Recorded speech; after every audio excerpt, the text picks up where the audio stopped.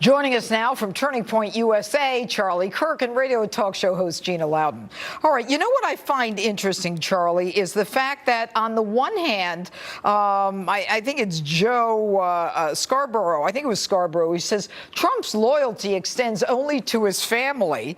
And then Jake Tapper says that Trump is just about ready to push out his son-in-law, who happens to be the husband of his daughter. I mean, they can't even keep their story straight as to what's going on with the president. Well, it's funny. There's an old expression, tell the truth, it's easier to remember. What's going on here is the media is almost cheering for this president to fail. And look, it just makes me so angry because what this president is accomplishing over the last year is truly historic. I mean, imagine if a Democrat president had black unemployment at record low levels, black home ownership at the highest ever level, Latino unemployment at the lowest ever level, median incomes going up, the Dow hitting records every other week, the economy roaring, trillions of dollars coming back to the country.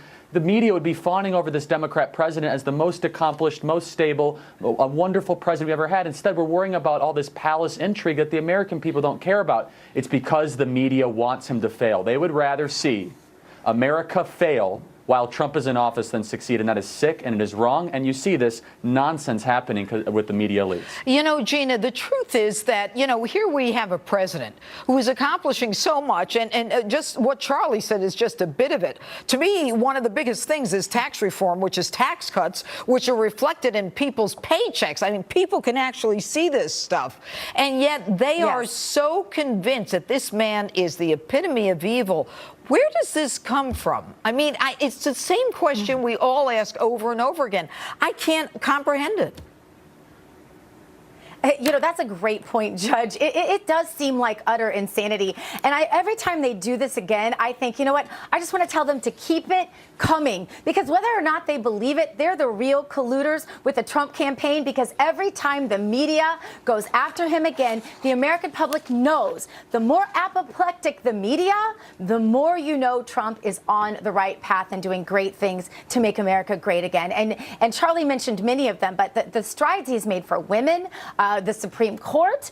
There are so many things that are speaking and even moving, I believe, voting blocks that have been traditionally Democrat. I think we're going to see some massive shifts there, you know, from the Rust Belt to the Blue Wall. You know, I think some union people are going to be, and obviously multiple ethnicities are going to be taking a look at how this president has really changed their lives. And they may be reconsidering what the media is telling them. All right, Charlie, this conspiracy to influence the election. Nothing has come up in the last 18 months. You know, all we hear is that Donald Jr. had a meeting based on a friend's asking him to meet with someone. And, you know, it lasted 20 minutes. And then Donald Trump Jr. just, you know, said, thanks so much, goodbye. And now it's like a federal offense. It is absurd. And I think the American people see this for what it is. And the American people are going to react. It's almost as though New York and California are the parentheses around middle America, and they're like, they're nuts.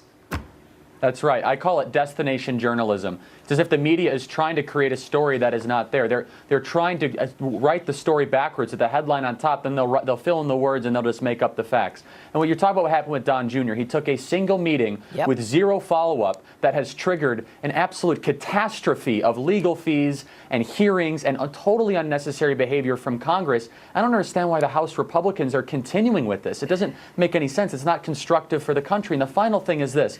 You're right. The American people are sick of this. They want results. They want tax cuts. They want things to keep moving forward. They want an infrastructure bill. They don't want the continuation of this political witch hunt. And look, if anyone colluded with Russia, it was Hillary Clinton that sold our uranium to the Russians. That was the collusion, nothing with the Trump campaign. Gina, last 15 seconds, she was the one taking all the cash, she and Bill, and they're telling me I don't have enough time.